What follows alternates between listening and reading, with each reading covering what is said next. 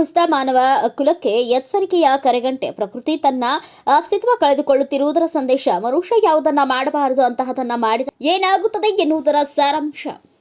ಈವರೆಗೆ ಎಲ್ಲ ಮಾಧ್ಯಮಗಳು ಹೇಳುವುದು ಒಂದೇ ಮಾತು, ವಯನಾಡು ಭೂಕುಸಿತ ಆಯಿತು, ಮುಂಡಕೈ ಗ್ರಾಮ ಕೊಚ್ಚಿಕೊಂಡು ಹೋಗಿವೆ ಅಂತ.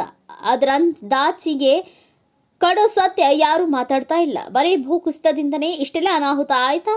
ಎಲ್ಲ ಗ್ರಾಮಗಳು ಭೂಸಮಾಧಿ ಆಗಿವೆಯಾ ಅಂದ್ರೆ ನೇಚಕ್ಕೂ ಇಲ್ಲ. ಚೋರಲ್ಮಲ ಬೆಟ್ಟ ಕುಸಿದೆ, ನೀರಿನೊಟ್ಟಿಗೆ ಪ್ರವಾಹ ಬಂದು ಇದರಿಂದ ಮುಂಡಕೈ ಗ್ರಾಮ ಜಲಕ್ಕೆ ಸಿಲುಕಿ ಕೊಚ್ಚಿಕೊಂಡು ಹೋಗಿದೆ. ಆದರೆ ಮುಂದೇನು ಆಗಿದ್ದು?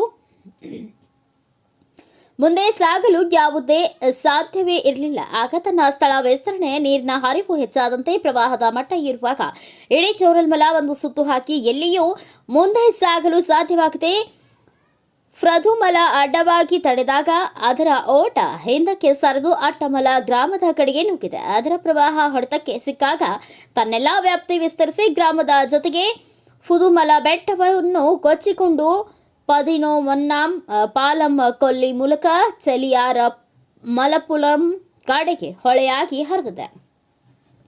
ಚೋರಲ್ಮಲ ಬೆಟ್ಟಗಳಿಂದ ಉರುಳಿದ ಬಂಡೆ, ಜಾರಿದ ಮಣ್ಣು, ಬೃಹತ್ ಮರಗಳ ನಡುವೆ ಹೊತ್ತು ತಂದ ನೀರು ಕಂಡಲ್ಲಿ ನುಗ್ಗಿದೆ. ಜಾಗ ಮಾಡಿಕೊಳ್ಳಲು ಹವಣಿಸಿದೆ. ಸಿಕ್ಕ ಮನೆಗಳನ್ನ ಹೊಡೆದುರುಳಿಸಿ ತನ್ನ ಪಥದ ಅರಿವಿಲ್ಲದೆ ನುಗ್ಗಿದೆ. ನೀರು ಇಡೀ ಮುಂಡಕೈ ಗ್ರಾಮದ ಒಂದು ಸುತ್ತ ಬಳಸಿ ರಭಸವಾಗಿ ನುಗ್ಗಿದ್ದಲ್ಲದೆ ಬೆಟ್ಟಗಳ ಅಡೆತಡೆ ಸರಾಗವಾಗಿ ಸಾಗಲು ಸಾಧ್ಯವಾಗಿಲ್ಲ. ಪ್ರತ್ಯಕ್ಷದರ್ಶಿಗಳು ಹೇಳುವ ಪ್ರಕಾರ ಮಧ್ಯರಾತ್ರಿ ಒಂದಲ್ಲ ಎರಡಲ್ಲ 3 ಬಾರಿ ಪ್ರವಾಹ ಬಂದಿದೆ. ಬೆಟ್ಟ ಕುಸಿಯುತ್ತಿದ್ದಂತೆಲ್ಲ ರಾತ್ರಿ ಸಮಯದಲ್ಲಿ ಜಾನುವಾರುಗಳು ಆಕ್ರಂದನ ಕೇಳಿ ಹೊರಬಂದ ಜಾನುವಾರುಗಳ ರಕ್ಷಣೆಗೆ ಮುಂದಾಗಿದ್ದಾರೆ.